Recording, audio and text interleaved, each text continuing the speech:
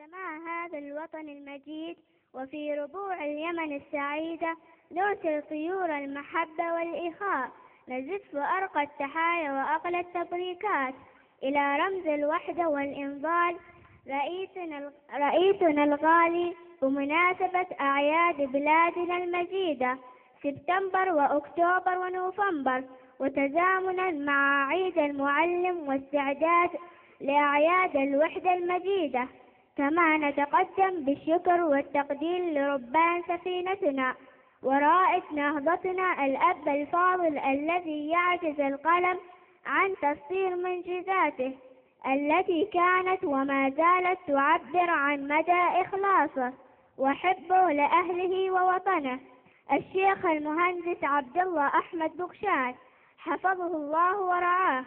ضيوفنا الكرام، يسر مجمعنا مجمع السيدة خديجة بنت خويلد للتعليم الأساسي والثانوي للبنات بالجحي أن يطل عليكم بإطلالته الجديدة ورونقه الجميل بإقامة الحفل التكريمي لأوائل طالباته للعام الدراسي 2009-2010 ميلادي، والذي نتمنى أن ينال إعجابكم واستحسانكم، فرضاكم غايتنا وإسعادكم مقصدنا.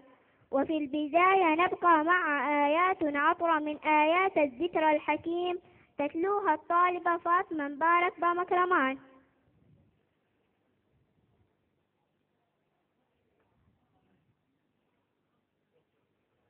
أعوذ بالله من الشيطان الرجيم. بسم الله الرحمن الرحيم. اقرأ باسم ربك الذي خلق الإنسان من علق. اقرأ وربك الأكرم الذي علم بالقلم علم الإنسان ما لم يعلم. صدق الله العظيم.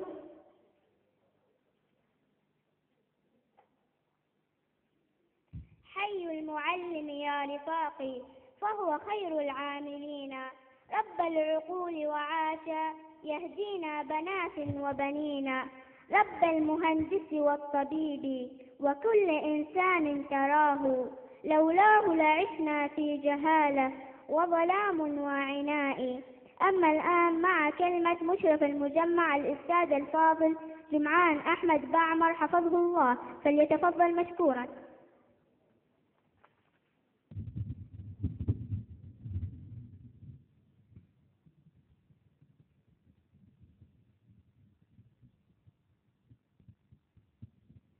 بسم الله الرحمن الرحيم.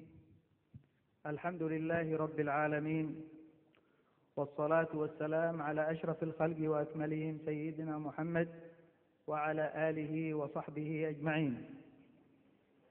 يسرني أن أقف أمامكم مرحبا بضيوفنا الكرام، وفي مقدمتهم الشيخ الفاضل المهندس عبد الله أحمد بغشان، راعي تجربة تعليم الفتاة ورائد النهضة التعليمية والوفد المرافق له.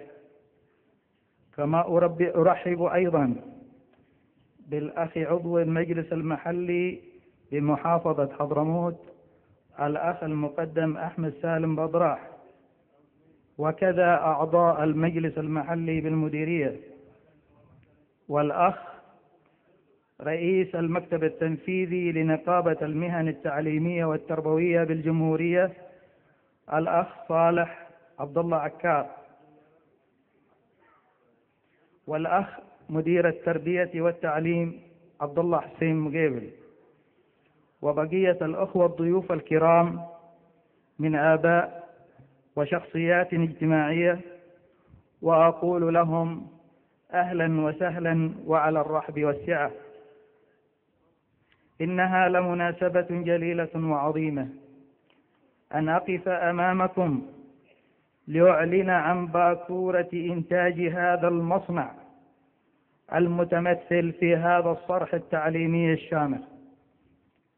ذلك الإنتاج المتمثل في النتيجة العامة للفصل الدراسي الأول، كما أحب أن أحيي وأبارك بكل فخر واعتزاز لكل بناتي اللاتي حققن نسبا عالية ونلن المراتب الأولى في اختبارات الفصل الدراسي الأول. كما أحيي أيضا من كانت له اليد الفضلى بعد الله سبحانه وتعالى في إنجاز ذلك الصرح التعليمي والوصول إلى ما نحن فيه من غايات ومن مكاسب تعليمية رائدة. ذلك هو الشيخ الفاضل المهندس عبد الله أحمد بوشان، رئيس مجلس هيئة تطوير خيلة بوشان. كما أحيي أيضا دعم الإخوة في الهيئة وكذا إدارة المجمع والهيئة التدريسية على الجهود التي بذلوها للوصول إلى هذه النتيجة المشرفة. وأشد على أيدي كل الذين يساهمون في إبراز هذه المنجزات إلى حيز الوجود من إدارة تعليمية وهيئة تطوير خيلة بوشان.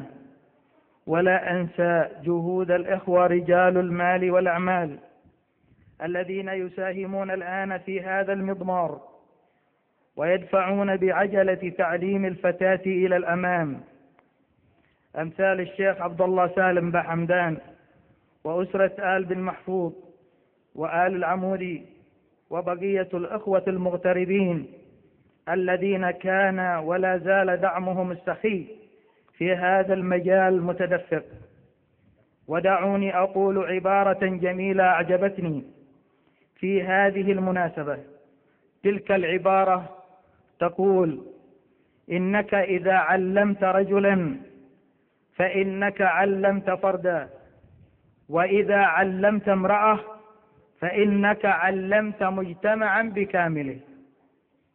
هذه العبارة مليئة في معناها، وأعتقد أن هذه العبارة بما تحويه من معاني سامية ومضمون للمناسبة أكتفي بها لإعلان النتيجة العامة للفصل الدراسي الأول لمجمع السيدة خديجة بنت خويلد رضي الله عنها.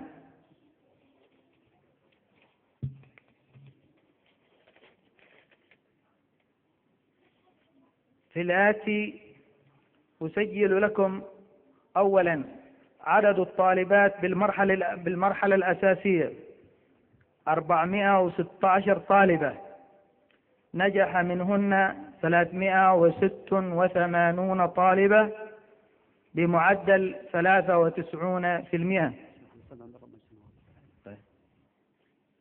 عفوا، لا أنسى أن أرحب أيضا بالشيخ الفاضل محمد حسن بن عبد الرب عضو مجلس النواب والأخوة الضيوف الذين أتوا متأخرين، فعفوا على طيب. عدد الطلاب بالمرحلة الأساسية 416 طالبا، نجح منهم 386 طالبة بمعدل 93%. وفي المرحلة الثانوية طبعا تتكون من 3 شعب. الصف الأول ويتكون من شعبتان، والصف الثاني ويتكون من شعبة واحدة. وبالتأكيد فإن العام القادم سيشهد تخرج أول دفعة من الثانوية العامة بمديرية دوعان. طيب، النسبة طبعا للمرحلة الثانوية كانت أيضا نسبة عالية، إذ كان عدد المتقدمين للفصل الدراسي الأول 64 طالبة، نجح منهن 59 بمعدل 93%. أي أن المعدل العام للمجمع بكامله أساسي وثانوي 93%. طبعا نتيجة ممتازة وجيدة، وطبعا نحن نطمح أيضا إلى الأفضل. سأعطي موجز أيضا عن النسبة العامة للنجاح في مجمع رحاب، طبعا لأنه خاضع لإشرافنا أيضا. هذا المجمع طبعا كانت النسبة العامة للنجاح 74%، طبعا أو بالنظر إلى نسبة النجاح بالمدرسة رحاب يتبين لنا أن هناك ضعفا قليلا في هذا المعدل، ولأننا نطمح إلى الأفضل، ولذلك نحب أن تحلل أسباب الضعف الموجودة، وخصوصا بالصف الثامن إذ بلغت نسبة النجاح فيه 69%، حتى يتم تصحيح أسباب الضعف والوصول إلى نتائج أفضل في امتحانات النقل. وأنا لا أشك في قدرات المعلمات والجهود التي يبذلها الجميع لتحسين ذلك الوضع. أملنا كبير أن تتمكن إدارة المدرسة من تشخيص الخلل الموجود والذي كان سببا في الوصول إلى هذه النسبة، ونأمل إن شاء الله في تحقيق نسبة أفضل في امتحانات النقل. لا أطيل عليكم لأن الإسهاب في الحديث سيأخذ منا وقتا طويلا، ولدينا الكثير من الفقرات. نتمنى للجميع التوفيق والنجاح والسير بخطى ثابتة نحو الأفضل، والسلام عليكم ورحمة الله وبركاته.